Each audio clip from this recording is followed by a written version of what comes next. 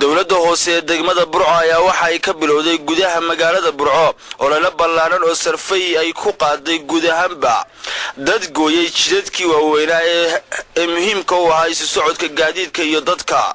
ololahan oo ay saaka ka dhex muuqdeen duqa degmada Burco iyo maayir ku-xigeenkiisu ayaa waxa uu ahaa mid gudahanba lagu baneeyay jidad waaweyn ilaa 3 kiiloomitir ay cagacagafyada dowladda hoose si rasmi ah saaka u baneeyeen duqa degmada Burco Maxamed Muraad oo halkaas ka hadlaya waxa uu tilmaamay inaanay ololahan joojin doonin isla markaana ay wadi doonaan inta ay gudahanba dib u soo celinayaan isla markaana ay baneynayaan jidadkii hore u xidhmay maayir ku-xigeenka magaalada Burco Maxamed Xoday ayaa isaguna waxa uu tilmaamay in qorshahan uu ka dhashay gudahanba siyaasadda ay dejiyeen golaha deegaanka ee degmada Burco waxaana uu tilmaamay inay dhiiri gelinayaan go'aanka wasiirka wasaaradda amuraha gudaha Soomaaliland uu doonayo in dib loogu soo celiyo bilicdi guud ee magaalooyinka qaranka aanu qorshahan oo ahayd waxaanu bilownay shalayto horumarkii degmada ama laami ha noqoto la dhisayo ama wadooyinkan caadiga ee la baneynayo ha noqotee waxaan noo qorshahaygii aanu bilownay shalay wasiirkuna dhex dhigay inaanu horumarkii degmada reer Soomaaliland iyo reer Burco u iftiimina inaanu diyaar u nahay haddaan maamulka dowladda haasanahay dhinaca kalena shirkadda Dahabshiil ayaa waxa ay ku wareejisay dowladda hoose ee degmada Burco gaari dandamisa oo ay ugu talagaleen in gudahanba lagaga hortago masiibooyinka ka dhasha dabka Maxamed Yuusuf oo ku hadlayay afka shirkadda Dahabshiil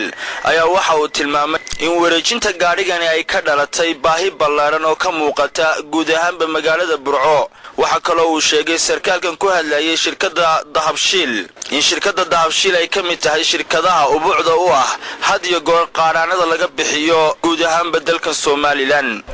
annagu shirkadda Dahabshiil Group gaariga damiska dabadana taago waxaan ku wareejinaynaa dowladda hoose Burco runtii aanu aragnay baahi badan in magaalada u qabto gaari noocan oo kala ah oo shirkad gaar ay u lahayd waxaanu garanay inaanu gacanta dowladda hoose gelino si ay ugu kafargarayso baahida dabdamiska ee magaalada taalla maayirka magaalada Burco halkaas ka hadlay ayaa uu mahad celiyay gudahanba shirkadda Dahabshiil waxaana uu uga abaalguday duco ballaaran oo goobtaasi uga duceeyay mar labaadkii waxaan u mahadnaqaynaa shirkaddan la yiraahdo Dahabshiil Group halkan isi saarano baahida loo qabay oo degmadu ay u qabtay gaari dabdamis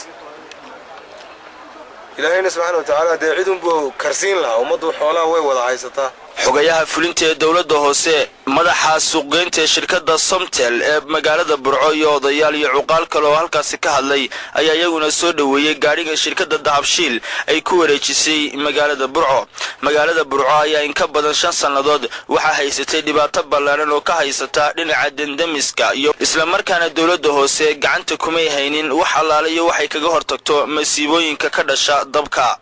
وعبد الستار عبد الله علي تيفي قرنك Somaliland